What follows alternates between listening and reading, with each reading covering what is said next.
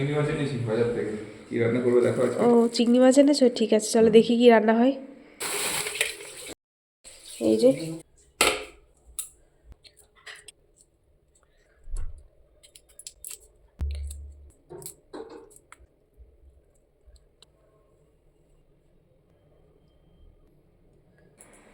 চিংড়ি মাছটা ভালো করে বেছে ধুয়ে পরিষ্কার করে নিয়েছি। মাছের মধ্যে লবণ হলুদ মাখিয়ে নেব। পরিমাণ মতো লবণ, হলুদ গুঁড়ো। মাছটা লবণ হলুদ মাখানো থাক, ততক্ষণ আমি রান্নার জন্য মশলাটাকে বানিয়ে নেব। নিয়েছি পেঁয়াজ কুচি, রসুন আর কাঁচা লঙ্কা, এগুলো একসাথে করে আমি মিক্সিতে পেস্ট করে নিচ্ছি।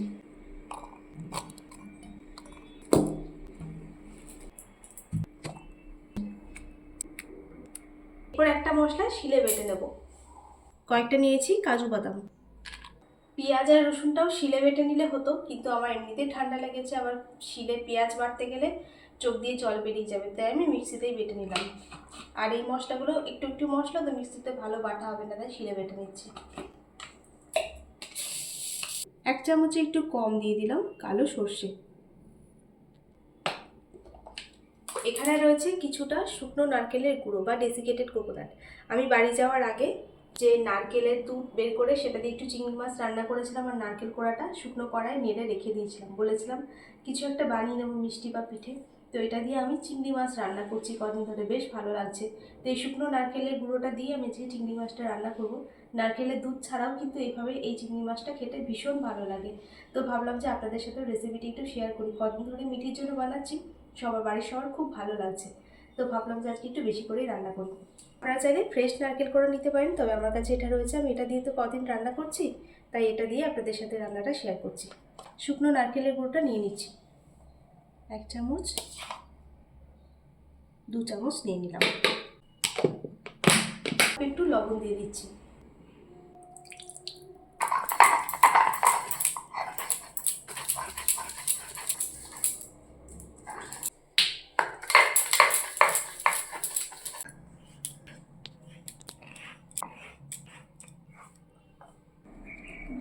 সমস্ত মশলাপাতি আমার একদম রেডি হয়ে গেছে। উপকরণ তেমন বিশেষ কিছুই লাগে না, রান্নাটা চিংড়ি মাছ রান্না করতে আর কত সময় লাগে, বেশিক্ষণ লাগেও না। তো চলুন সব রেডি মশলাপাতি, এবার রান্নাটা বসিয়ে দিই। কড়াইটা গরম হয়ে গেছে, এরপর কড়াই দিয়ে দেবো সর্ষের তেল।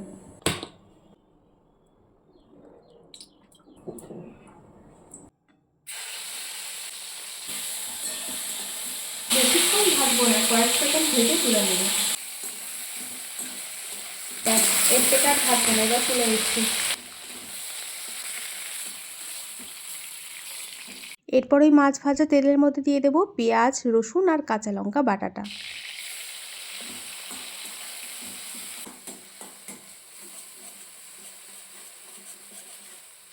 পেঁয়াজ রসুনটা একটু হালকা করে কষিয়ে নিয়েছি, এরপর দিয়ে দেবো হলুদ গুঁড়ো, কাশ্মীরি লঙ্কার গুঁড়ো, কাশ্মীরি লঙ্কার গুঁড়ো।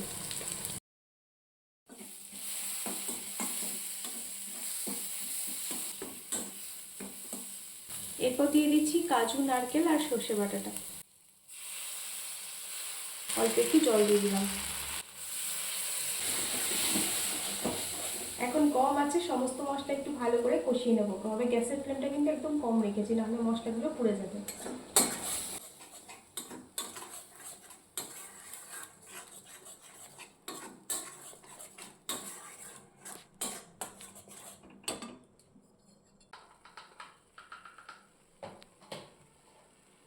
দিয়ে দিচ্ছি স্বাদ মতো লবণ। মাছে লবণ আছে, মশলার সাথেও লবণ দিয়েছি, তো সেই বুঝে লবণটাকে দিয়ে দিলাম।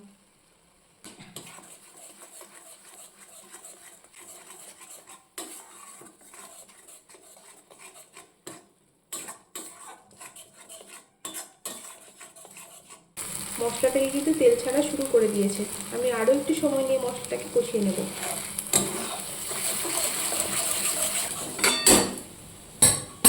আর একটুখানি জল দিয়ে দিচ্ছি, এই জলটা শুকনো হওয়া অবধি মশলাটাকে কষিয়ে নেব। এখন গ্যাসের ফ্লেমটাকে একটু বাড়িয়ে দিলাম।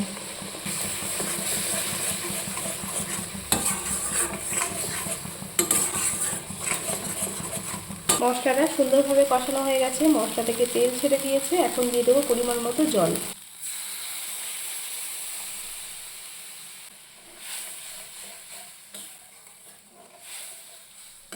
কিছুক্ষণ ফুটুক, তারপর মাছগুলোকে দিয়ে দেবো। ঝোলটা ফুটে উঠেছে, এখন মাছগুলো দিয়ে দেবো।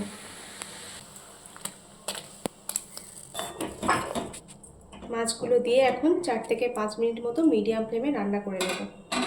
একটুখানি দিয়ে দিলাম চিনি। রান্নার জন্য একটু গরম মশলা লাগবে, আপনারা চাইলে প্যাকেটের গুঁড়ো গরম মশলাটা দিতে পারেন, তবে আমাদের বাড়িতে প্যাকেটের গুঁড়ো গরম মশলাটা তেমন একটা ব্যবহার করা হয় না। আর আমি যে গরম মশলাটা ব্যবহার করি বাড়িতে বানাই, সেটা এই মুহূর্তে নেই, শেষ হয়ে গেছে, আবার বানাতে হবে। তো তার জন্য আমি একটুখানি গোটা গরম মশলা শিলেতে বেটে নেব। গোটা গরম মশলার মধ্যে এলাচ আর দারচিনি নিয়েছি, এটা একটু জল দিয়ে বেটে নেব।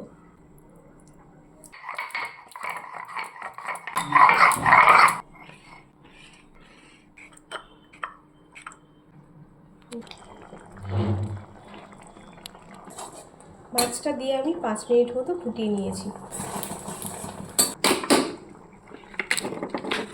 কিছুটা বাটার দিয়ে দিচ্ছি,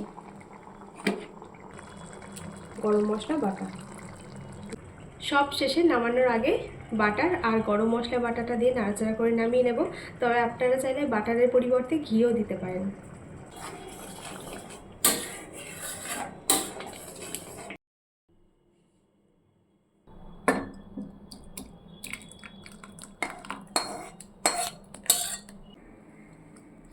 রান্নাটা আমাদের একদম রেডি হয়ে গেছে। এখন গরম গরম ভাতের সাথে শুধু পরিবেশন করার পালা।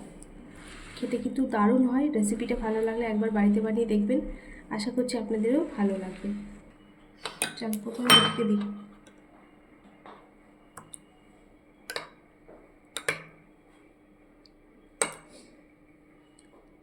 মিঠি শুধু এটা দিয়েই ভাত খেয়ে নেয়। মিঠি এটা এটা এটা রান্না করে দিলে মিঠির ভাত খেতে বেশিক্ষণ লাগে না।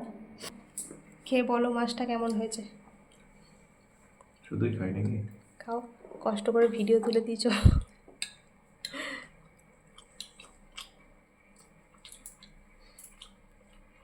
খুব সুন্দর হয়েছে। ভালো হয়েছে? ভালোই হয়, দারুণ। ভালোই হয়। মানে সেই খাসি মাংসের মতো লাগছে খেতে। ওই বা গ্রেভিটাও খুব ভালো হয়েছে। হ্যাঁ, গ্রেভিটা দিয়ে ভাত খাওয়া যায়। এই দেখো একজন কিন্তু আরও গ্রেভি নিচ্ছে, দেখো। এমনি কোনো তরকারি কোনো কিছু নেয় না, সেভাবে খায় না, মানে সেরকম ভালো হয়েছে বলে মিঠি আমি দেওয়ার পরে আরও বাড়তি নিচ্ছে। এটা দিয়ে ভাত খাওয়া যাবে। হয়ে যায় তো, খুব ভালো হয়। বেশিক্ষণ লাগেও তো না, দেখলে তো। একদিন তুমি রান্না করবে এবারে। একদিন চেষ্টা করে দেখবো। আচ্ছা, আর বন্ধুরা এই রেসিপিটা একবার হলেও বাড়িতে বানিয়ে দেখবেন, আশা করছি আপনাদেরও ভালো লাগবে, তাই তো? দারুণ খেতে হয়, দারুণ। হয়তো অনেকেই বানান এভাবে, অনেকেই বানান, তবে অনেকে নারকেলের মালাইকারি মানে নারকেলের দুধ ছাড়া, অনেকে ভাবে যে দুধ বা নারকেলের দুধ ছাড়া হয় না, কিন্তু এমনিও হয়, নারকেলের দুধ ছাড়াও ভালো হয়। তো মিঠি খাও।